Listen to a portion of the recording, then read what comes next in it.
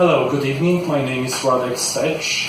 I'm a co-director of the startup Grind Cardiff and also a founder and the CEO of the Sustainable Finance, the Law and Stakeholder Network. Today we are having a 24th event in Cardiff with a special guest, Marina Hauer. This interview with Marina will be conducted by Elio, our co-director with more than 2-year experience in Cardiff. I just wanted to say a little bit about Startup Grind. It's an exciting network which inspires, educates and connects entrepreneurs. So it's a community of entrepreneurs that wishes to connect our guests with special speakers who have tremendous experience running startups, running businesses. So I'd like to welcome Marina Hauer and Elio, who will run the interview. Thank you. So, again, I should be on camera for that. So, Radek, thank you very much for the introduction, and welcome Derek to the startup family and community.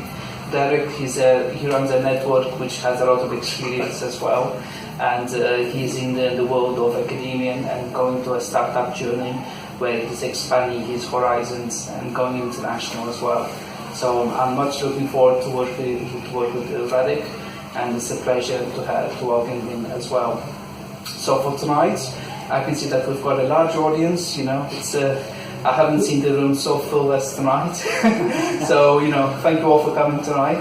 And it's my pleasure to welcome Marina Hauer.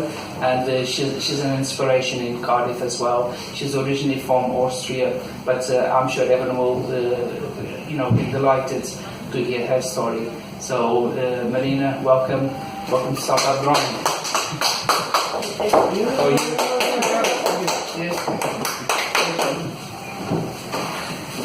So how are you feeling? Yeah, I'm very well, thank you. Okay, excellent. So as in traditional with Startup Grind, we start by having a little bit of background on our speakers, and so we can have a better overview, where they came from, where they are, and where they would like to be. So perhaps if you can start by saying a few things about your background, if that's okay. Okay, so as you've already said, I'm Austrian. I don't sound it anymore. I've been here for a very long time. But I grew up in Austria. I studied design in Austria and then came to the UK to do a master's. Got stuck, as you do. I've been running my own business for 2 years, but I've been self-employed for many years before then. I guess you can say I'm a designer. I've been working in design or in design education for about 10 years, and my passion now is to figure out how people tick. If we could go back and perhaps go back as far as when you went to school. Yeah. What subjects would you passionate about? What things was it design back then? It was design. So I was always drawing. I was always into art, and it was one of the subjects that I took for my A-levels. But I took languages as well, but I also took chemistry because I was really into chemistry. So when it came to picking a course, it was about 50-50, do I go into chemistry or do I go into design? But then the design school accepted me and I was like, let's do that, it's more fun. Okay. And I haven't regretted it. So, and then that's when you decided to do the degree, and then after the degree, that's when you decided to do the master's. Yeah, I came to Portsmouth to do a master's, not in design, in architectural conservation. Okay. So what I really wanted to understand was how is design expressed in societies as well, and it manifests in architecture as much as it does in print and book illustration. So that's where I got stuck with is learning how cultures and societies and how architecture is a sign of its time, and how we can preserve that for future generations. Okay, so your passion also includes conservation, Yes. And how difficult it was for you when you first came to the UK? How different is someone from Austria coming over? Tell us some of your challenges you may have faced. Well, so I was okay with language. My mum was an English teacher, so she got me speaking very early, and she always used to bring her students here and then bring books back for me, and then DVDs came out. That was a revelation because you could watch the same film, but in English. That was crazy. So in terms of language, I was fine. But I wasn't used to things not working quite the same way. So if you're from a German-speaking background, you ask somebody to do something for you, it will just be done. You will not have to ring up again and chase people. And I experienced this here in the UK, that I expected things to happen, and they just didn't happen. And I was like, why isn't this? And then, have you followed up? Do I have to? So that was one of the first things I had to learn, was if you want something, you have to chase people. Okay. So, and then after, what led you to start your design business after that conservation? Well, the crash basically meant that there was very little funding in conservation. Because if you think about it, a lot of it is state funded. If the state can't afford the NHS, they're certainly not putting a lot of money into keeping old buildings up. And yes, there's an understanding that culturally it is very important to do that, but if the money's tight, it's just put on the back burner. So suddenly there were lots and lots of applications for each job. And even though I had a good education, I wasn't even getting interviews because I had very little work experience. And there's this whole cycle again of how can I get work experience if nobody's prepared to give me any? And coming out of uni, it wasn't very satisfactory. And I just decided to go back to what I knew I could do, and I started, doing a brochure here for somebody, just general graphic design. Got into web design briefly, and did what I could, bit of project work here and there. Okay. And then got involved with some very interesting people in Salisbury who were serial entrepreneurs themselves, and I got into project work with them, set up a partnership, and that's where I learned to be more than a freelancer. I think that's where me working by myself actually turned into I'm running a business here. So there's a bit of a difference, at least up here. So the British way of doing business is completely different from what you used to before. Well, yeah, I'd not really done business in Austria. Also. And my parents are both teachers, they're both employed by the state. They have very safe jobs, very safe pensions, and I didn't grow up with the idea that I was going to be self-employed. I always thought I will have a job, and I will have that job for a long time. And things didn't quite turn out that way. No. But it's okay, part. and the exciting thing about the UK is that it is so easy to have a business. It's so easy to be self-employed. The barriers to registering a business are so low that it enabled me to do that with very little money, and yes, very exciting. So in terms of because the theme for tonight is creativity for business. Yes. From your experience, what makes you different, and why do people want to work with you? I don't want to put you on the spot, but no, that's funny. just I feel like I need to be creative here to prove a point. I ask people very, very left field questions. So one thing I do is I do branding, which is helping people figure out how they want to appear to the customer, what they want to look like from the outside. And for that, we have to first learn what you like on the inside, not just as a person, but as a business. So I get to learn every customer's business that I work with, which for me is really exciting because I get an insight into lots and lots of different subject areas, which is really cool. But most people are very good at saying what they do. But they're technicians. They go into business because I can do this job. and they might not be so very good at selling that, conveying the message in such a way that the layman can understand, or the person who wants to buy it. So I ask them things like, if your business was a colour, what would it be? If it was a shape, what would it be? And then it gets really weird, and then we're talking about, if it was a surface texture, what would it feel like to touch? And it really gets people thinking. And some of the more technical people have trouble with that. It's not in their way of thinking. Some of the more creative people are totally on board with that. So I help you look at your business in ways you've never looked at it before, to really figure out what's important to you and how that message can help connect your product or your service to your intended audience. So I suppose that's where when you say that, you look at each person, which is unique, and you look at their features and things they like, they don't like, and that's where you come up with something new. Yes, they can present. Yeah. So it's not even heavily part of my process to look at their competition. I'm not really interested in their competition. I'm only interested if they say, we really like this for one reason or another, and there's something in that message that we really like, then I go and reference it.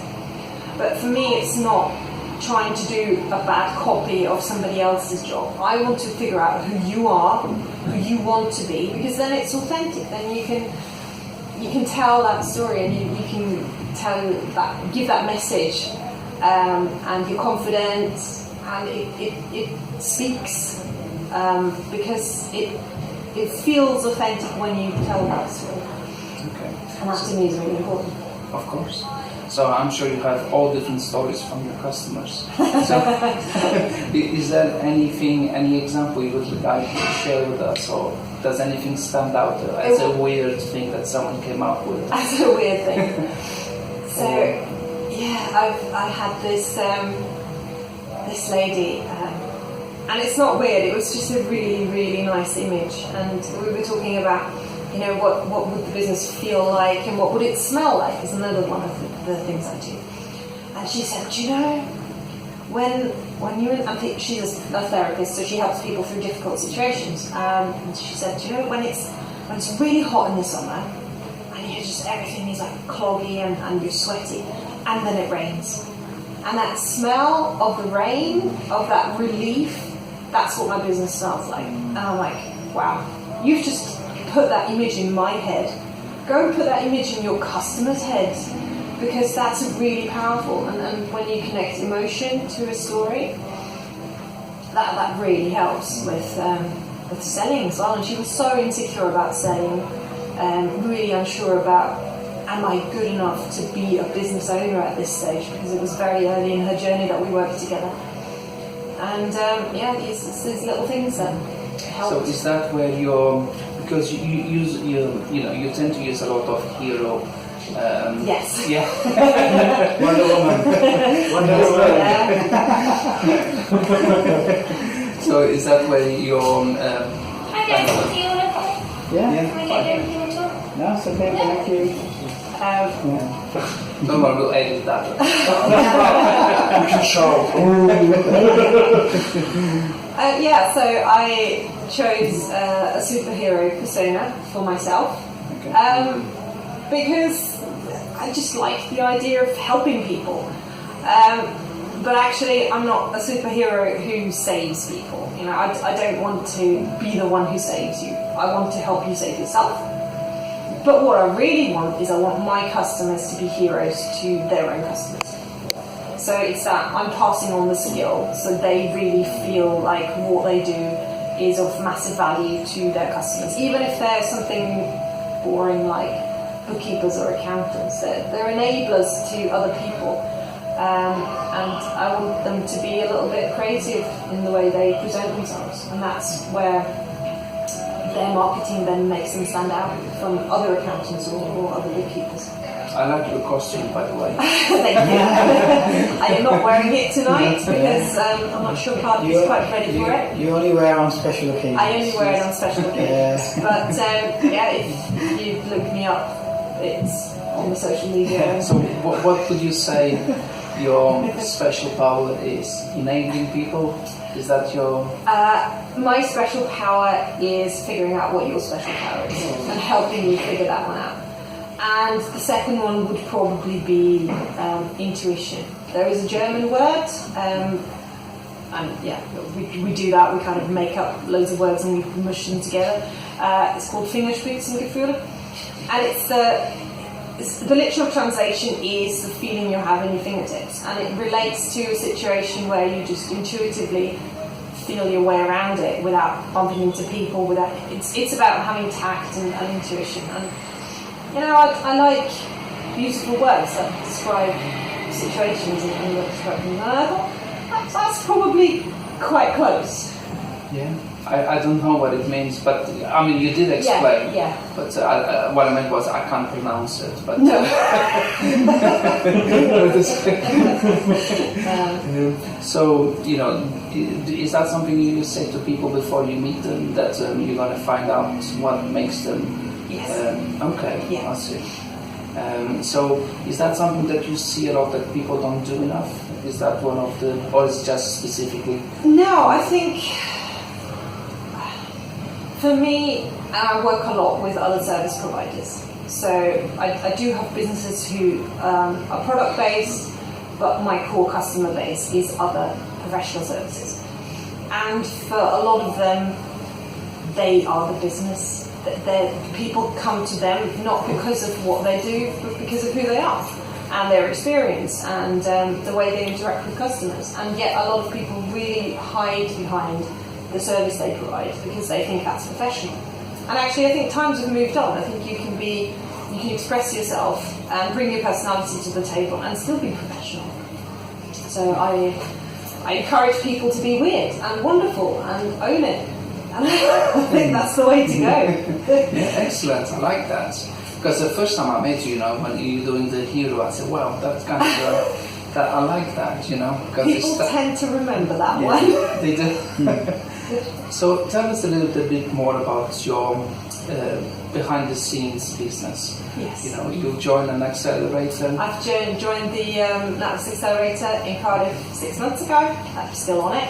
Still having the whip cracked at me every now and then, which is a good thing. Accountability is very important. I work by myself. I have no intentions of becoming an agency because I think a huge part of what I do is that personal interaction.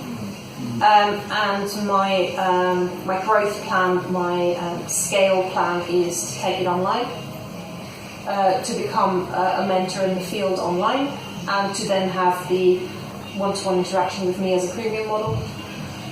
But we're not quite there yet. So at the moment, I'm working a lot with one-to-one. I've started a YouTube channel where I'm sort of trialing that bringing the bits of branding that are not design related to a wider audience, because I think it could really help a lot of small businesses.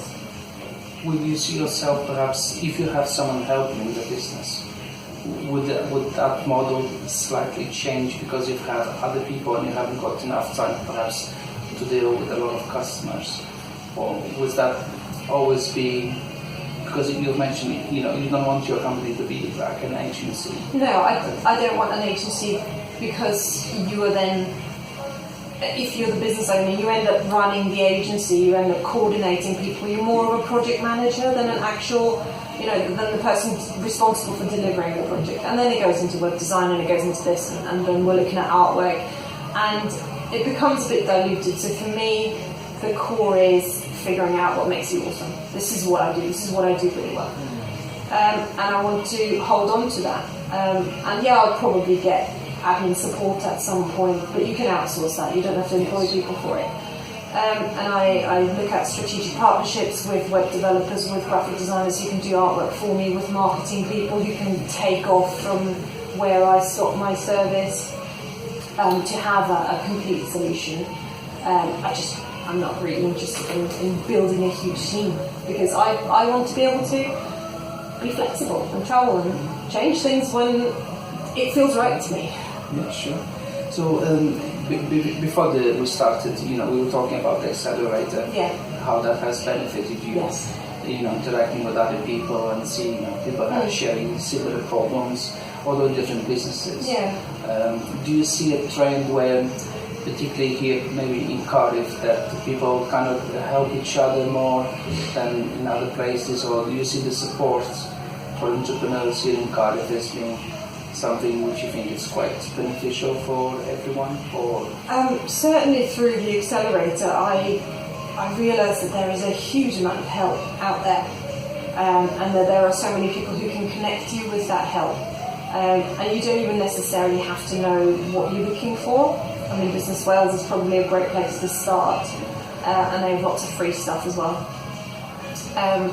But I think Wales is a good place to have a business at the moment and to have a startup.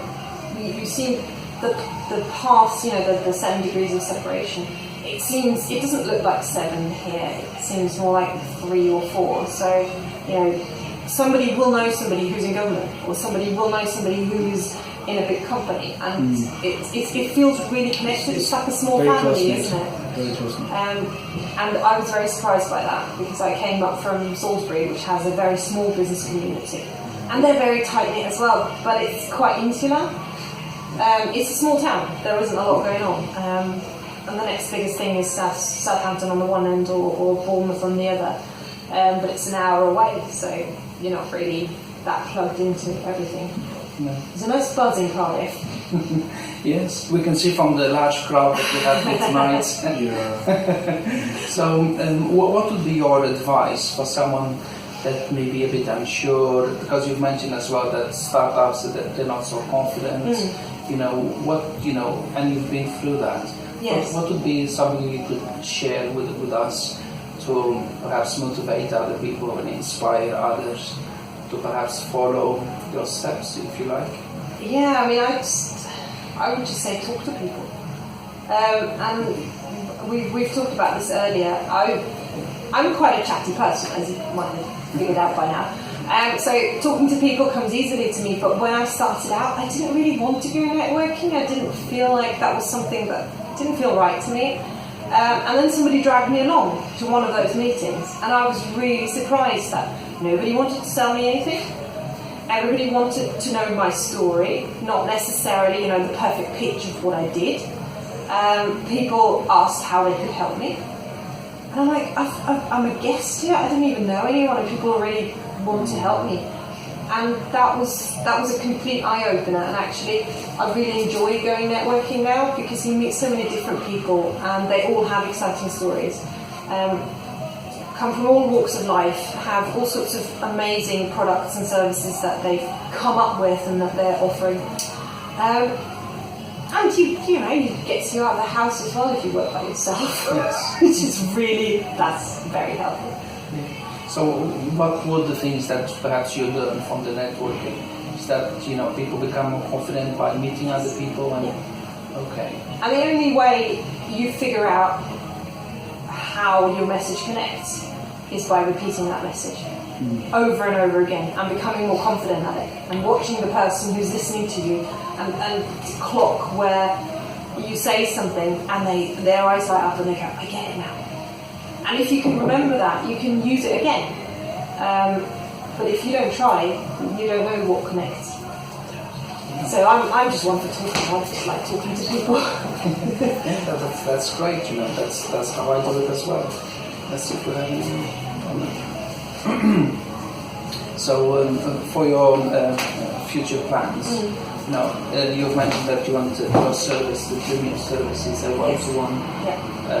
But do you see yourself perhaps in 5-10 years doing the same thing, or what would be your ideal situation that you would like to achieve? Yeah, so the visioning, and that came out of the NatWest Accelerator as well, because Okay. I've never done visioning Well, before. we're not copying anyone. No.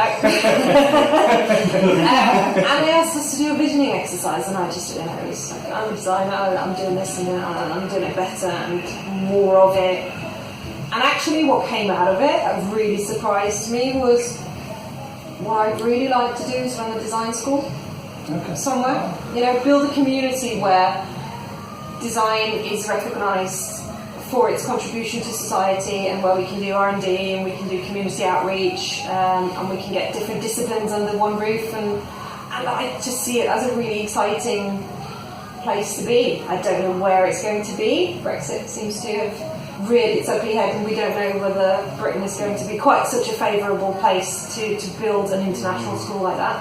So I don't know, and this is a very long time aspiration, but I think that's ultimately where I'll end up. So do you see design as, for an entrepreneur, let's say, he finds something that he's unique, Yeah. and, it could be a startup, but do you see design as something where everyone needs to have, or could it be just, because some people, I see people, entrepreneurs, and they have, medium-sized businesses, but you look at their website and it's nothing special, and some of them, they're quite bad as well. Yeah. And I think you can muddle by, and it was easier to muddle by before everything was on the internet. And now, because I can just Google, I need this service, 15 people pop up. If I don't like what I see, it takes me about 10 seconds to move on and go to someone else. So first impressions are very important. But I actually did see design in a much wider sense. It's not just what looks pretty, but does it work? Does it do what it's intended to do? How does it make people's lives better? It touches on a lot of things. I mean, everything we wear, everything we surround ourselves with was designed by somebody at some point. So it has a massive impact on people's lives. And especially for my longer term aspiration, I want to look at design in a very, very holistic way, and not just for 2D graphic design. But I've got to start somewhere, so 2D graphic design it is. We've got a 3D designer in the room Yeah. tonight. So in terms of your future plans, you said that was the ideal design school. So for an entrepreneur, which perhaps, like you said, hasn't come across design, and maybe, just thinking of perhaps very short term, make money, make a living, if you, because we've all been in that position. Yeah. I'm just trying to think of a good question. But from your perspective, if design doesn't exist, what are people missing on if they haven't got that, or if they can't see the design as being essential for the business? Yeah. So it's about putting the value on it, isn't Okay. The difference between something that just looks pretty, or that you've, not to name any names, got off Fiverr really quickly for cheaps, is that if you go through a proper process, that piece of design will do work for you. It tells subliminally the story of what you're about and what you're trying to communicate, if your designer's done it properly. If you shortchange yourself on that, then you've got a logo that might become recognisable over time, but it doesn't convey your essence, and it might actually do the exact opposite if your designer wasn't aware of what you were trying to communicate. So I think things like business names, business identities, the way you sign off your email, all of these are working entities, part of your marketing, that subliminally can just keep chugging along, and that builds an image of your company. And I think you need to be aware of that, and I think you need to use it as a strategic asset, rather than say, okay, this is just the icing on the cake, and now we're going to make it pretty and put a bow on it, and that will do, because the product itself is good. I think you need to see design as something that has that potentially has a massive impact on